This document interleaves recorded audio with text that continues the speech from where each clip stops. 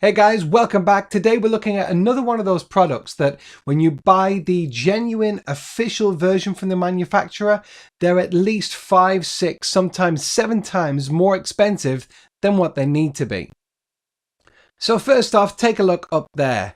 That is Canon's own version of an intervalometer, a remote control switch.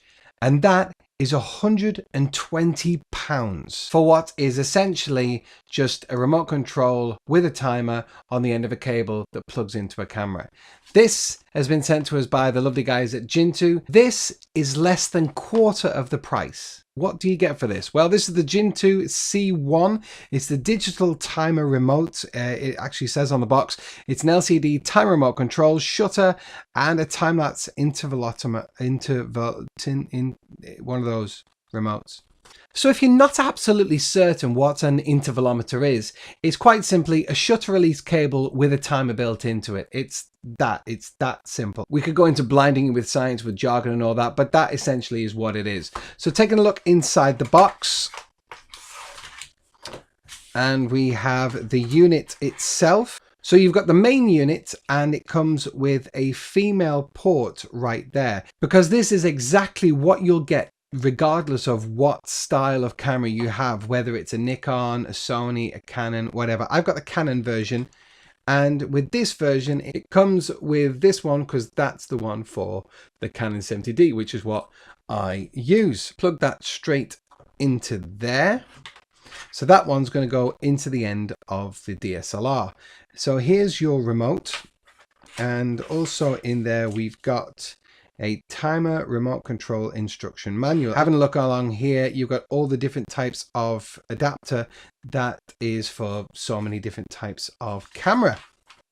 So having a quick look through all the safety stuff, yeah, how to insert batteries.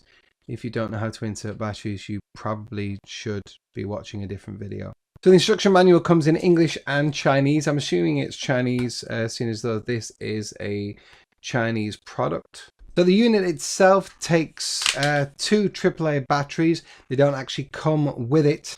Let's pop a couple in here and let's see what we get. So straight on, it's powered on. I don't think there's actually an off switch. So I would say to turn this off, you'd need to take out the batteries, but that's no biggie. It has a backlight, as you can see. Now that's really handy for any kind of night time lapse you're doing.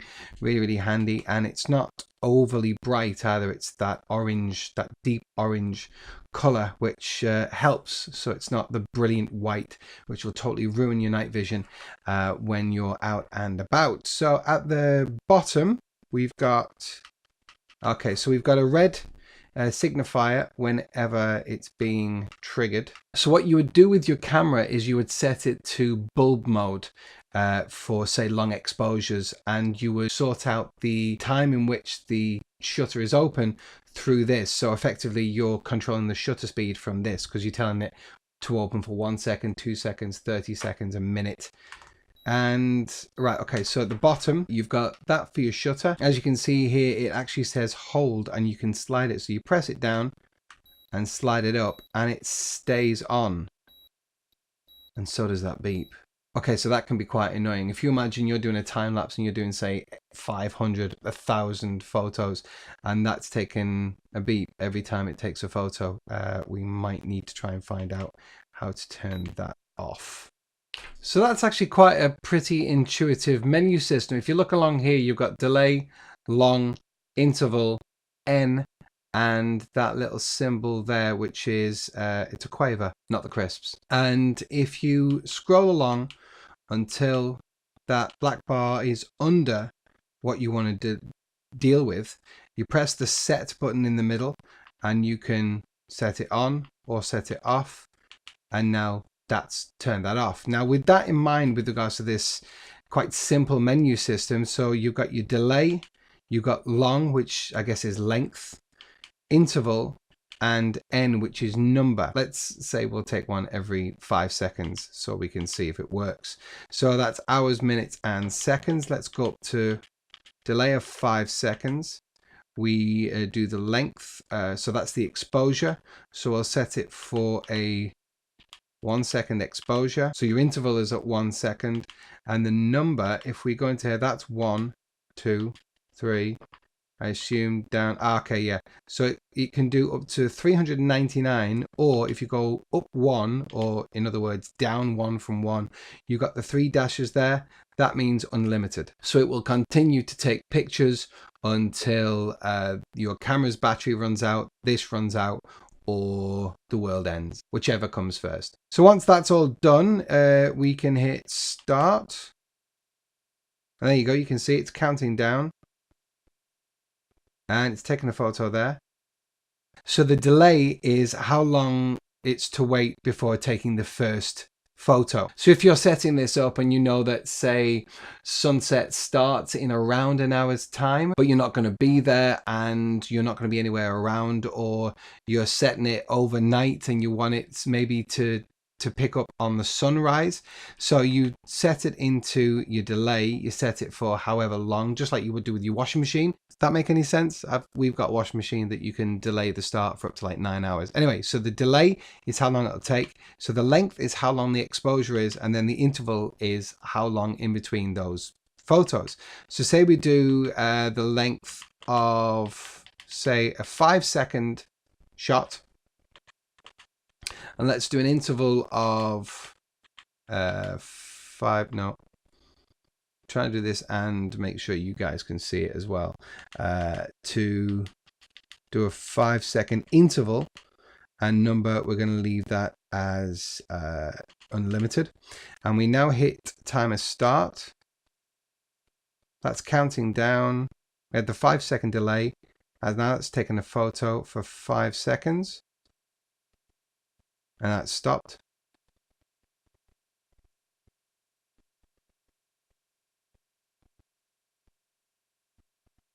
That's cool. So how long did I put the interval for? Stop that. I put the interval for 5 seconds. So what that's doing is it's taking a 5 second shot every 5 seconds. That's really quite simple to work that out. I've just had another quick look, as I should. I mean, I say, you know, this is really quite important to read the instructions with something like this, but I've played with these kind of things before. But if you haven't, if you're not quite there with it and you can't quite get your head around it, it actually gives a lovely little description there of how it all works. So here we go. So the delay is the time before the first shot. So there's your delay there on there. That's the time in between the first shot.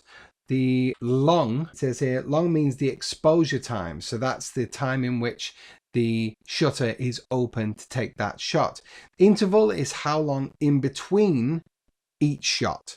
So delay isn't the interval. You get what I mean? I've used one before, and delay is what's just set before and after. But this makes it great because you can set it to delay and you can get it to start in 6 hours if you wish to. Don't forget, if you're going to be thinking about that, your camera's going to be on that whole time.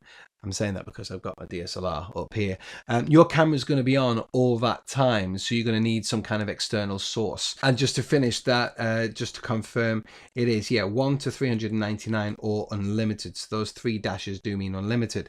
So, and that will continue and continue along until the end of the number of shots. I've not seen a third-party product like this that has such a well-written manual. So props to Jintu for that one. Really, really well done. And just to confirm, if you're thinking, I've got this one for the Canon, I'm using this, I'm going to be using this on the Canon 70D, but they do make the adapters to be compatible with Nikon, Canon, Sony, Samsung, Panasonic, Pentax, Olympus, Konica Minolta, etc. It says etc. And it does say here, with 2 AAA batteries, approximately 2 months of continuous shooting with a delay of 5 minutes, an exposure time of 4 minutes 56 seconds, and an interval of 5 minutes. Use of the illuminator will reduce battery life. That's obvious, I guess. If you're looking to do a project of an installation, some kind of construction or anything like that, and you've got to have it up there for 2 months, as long as you've got an external battery source for the likes of the camera and all that,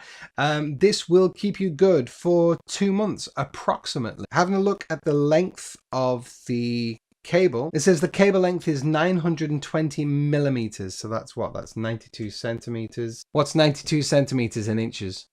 92 centimeters equals 36.22 inches. So it's a decent length. You don't really, I can't imagine anyone needing anything a little any longer. And it's great that it's not heavy at all. It's 185 grams. 6.526 ounces. So it's 6.5 ounces. So it's not heavy at all.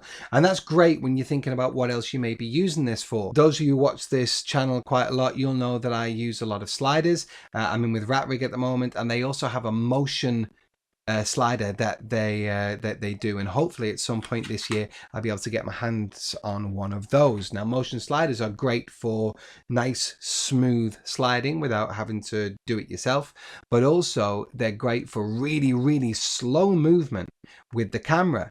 And the way in which you get those motion time lapses is you set this off to do a time lapse, and you chuck it on a slider or a rotating gimbal or anything like that that will move very slowly, and then over that time, while it's taking the pictures and it's moving, you get that motion time lapse, which is a very exciting thing to do. So keep your eye out for that kind of thing coming up in maybe the not too distant future. We'll see. And for those of you out there who are just getting into photography, time lapse, that kind of thing, if you're interested in how to use one of these and your best settings for regards to time lapse, night time lapse, things like that, and how to get all those kind of things, hit me up in the comments below. Let me know what you'd like to know, and if enough of you want to know stuff, I'll make a video just how to do all these different things, and it'll give me a great excuse to get out there and shoot loads and loads of time lapse. I'm planning to get over on Sunday to the other side of the water. I live in Liverpool, and I've always wanted to get a nice time lapse of the sun setting across Liverpool.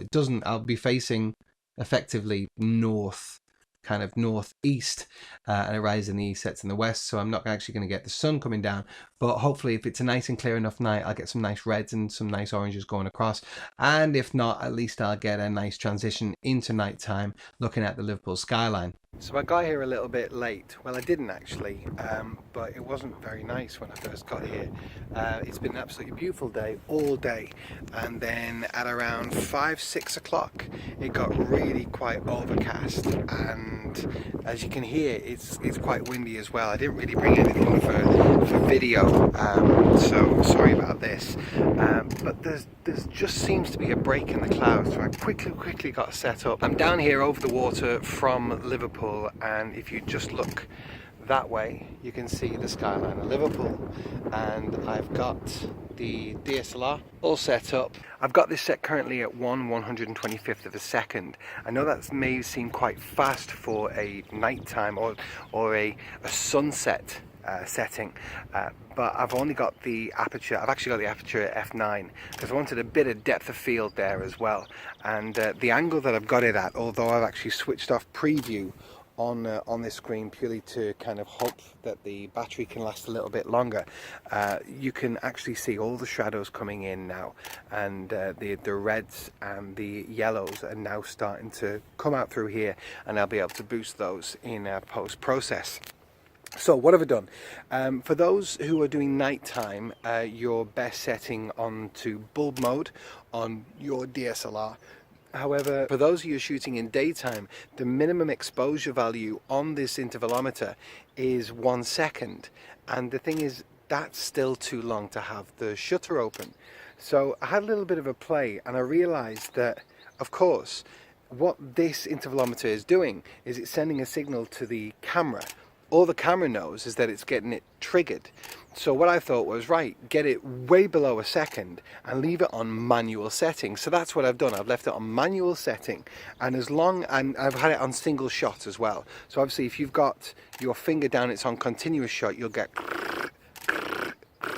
I know that's my impression of a burst. I miss my calling really. But if you set your shutter to single shot mode on your camera, you can get it to literally just ignore how long that the shutter is held down for. So as long as you have your interval longer than 1 second after the first one, you're laughing. Does that make sense? So you fire the shutter, and as long as the next shutter is more than 1 second longer, it's going to trigger it fine on the DSLR. Now, as you can see, I've got this set on the tripod here. I've actually got a slider on there as well. My slider just lives on there now. That's the 35 centimeter from Rat Rig. If you're up for, by the way, if you're in the market for an expensive an inexpensive, not an expensive, that's the best thing, an inexpensive slider. Check out, I'll put a link in the description below, and I'll actually throw up a card up here towards the end, and you'll be able to see Rat Rig. They're amazing, they make great sliders, and I've got loads and loads of Rat Rig sliders coming over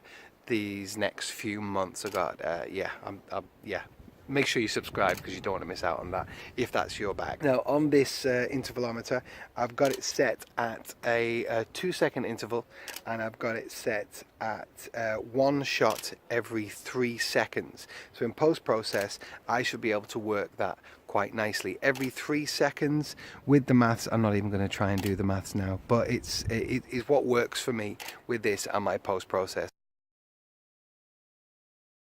Obviously, while you stood around doing time lapses, you got a lot of time to think. You got, quite often it's quite nice to talk to people when they're going past. The guy just walked past and said, "Are you time lapsing?" I was very impressed. Well done. And something that's really kind of, I don't know if I've stressed it enough, but for any good photography, but especially for video and time lapse especially, it's really, really good to get yourself a ball head, because no matter how wonky you've got your tripod on uneven surfaces and all that, you've got to make sure that the camera is level. So getting a ball head is an absolute must, preferably with a spirit level on the top. If not, and you've got a Canon, you can use a spirit level in there, or you can get a spirit level that goes right on top of the hot shoe where the flash would be. Obviously you can't use a flash at that point, but that's not necessarily an issue with time-lapse photography. As always, link in the description below for where to get any of those little pieces of hardware, and it's all those little things, the savvy purchases in the right direction, which can really step up your game. I think I've said that before. But I hope you'll take from this that it doesn't really cost a fortune to step up your game when it comes to audio. A few savvy purchases in the right direction really, really helps out. That's a really good thing to actually point out as well. One of the security guys is just doing the rounds because it's now 20 to 7, and although I'm not on public ground, and it's something that I overlooked, because this is a park that's open to the public, but it doesn't necessarily mean it's public ground. And although it's a lot more serious, or there's a lot more laws that are enforced in other countries in the world, US to name at least one. I know there's real big things with regards to licensing and public photography, etc., of buildings, but the guy just came over to me and he said, "Oh, what are you doing?" And this is something that you need to be ready for, with especially time-lapse, because you're in one place for a long time. And he just asked me what I was doing. I said, "Oh, I'm time-lapse." And he said, "Oh, you cleared it with enter name here." And I was like, "Oh no." Now you could just go, yeah, absolutely, no problem, but I wanted to know. So I said, "Oh, actually no, I didn't." And normally it's video is more important over image, and although this is going to be coming out as a video, it's technically an animation, so it's still image, so that's normally fine with regards to legality. However, it's best practice as a photographer and as a videographer to contact places if you think you may be in contravention of certain laws, or that you just need to clear it with someone. So I will actually send them an email when I get home, or at some point before this video goes up, just to check if it's okay with them. I might actually send them a link to the time lapse as well. Normally it's nice to show them what you've done as well, to kind of show, you know, there was no maliciousness here or anything. Or it's just purely being nice, and photographers in general are nice, and I hate that word, so just bear that in mind. So in conclusion, would I recommend this? Absolutely. It does exactly what you need it to do. The only thing that it doesn't do that I would kind of like it to do is to be able to have it quicker than a second, but this is just purely firing the shutter, so really, to be honest, it's no real biggie. One thing that I did fail to mention, and I found with actually using this, is that it has an auto off. So both batteries are actually in this at the moment, and as you can see, it's off. If I press it, it actually comes straight back on, so auto turns itself off. If there's no danger of it being rubbing up against anything or accidentally being pressed in your kit bag, you can probably leave the batteries in here, but to make sure that it doesn't drain for no reason, although as we noticed before, it can last for 2 months, just take one of the batteries out and put it in a separate pocket in your bag or something like that. Massive thank you to Jintu for sending that. I'm very impressed, and I know I quite quickly went through those time lapses, so here they are again. Here's the first one of Liverpool Absolutely love that effect. If I'd have had a little bit longer time, I would have been able to just get the lights coming on at night, but oh, shame, missed that one. But that's something to bear in mind with regards to how many shots you've got for the SD card that you've got in your DSLR at the time. Here's the one from Croxteth Hall. Now, of course, the park was closing, so I wasn't able to stay any longer, and sadly I didn't quite get much of a change, but it's a nice time lapse anyway. And finally, here's one of me in the garden. So easy to set up that intervalometer to do exactly what you need it to do.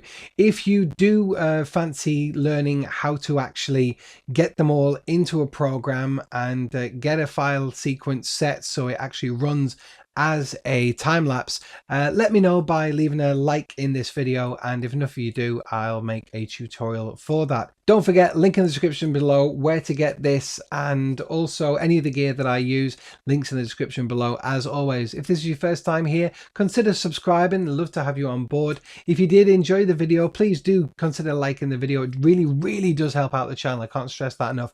And don't forget, also get yourself up to Amusing of a Man at the Facebook page, because we will be holding a giveaway the minute we hit 100 likes on there. Need some more love over there, people, so get yourself over there. And finally, a big shout out to Paul. Paul is not the guy I was actually mentioning when I was in the park. There's another fellow who came up to me. Paul, he's applied to get into photography in Liverpool in college, so masses of luck for that, Paul. Make sure you do keep in contact. And I mentioned to you about the Nick collection. I'll chuck a link in the description below for that as well. Anyone who is into DSLR shooting and you want to step up your game with regards to editing and what you can do with regards to color correction or what noise reduction, it's brilliant. The Nick collection, read up on it, link in the description below where to get it. It's absolutely free of charge. Google bought it, so you didn't have to. So yeah, thanks for the chat, Paul. Really appreciate it. Keep up the good work, and get yourself off auto. For anyone who's on a DSLR, get on manual, guys. Make those mistakes and only make them once. Thanks so much for watching, guys. I'll see you on the next one.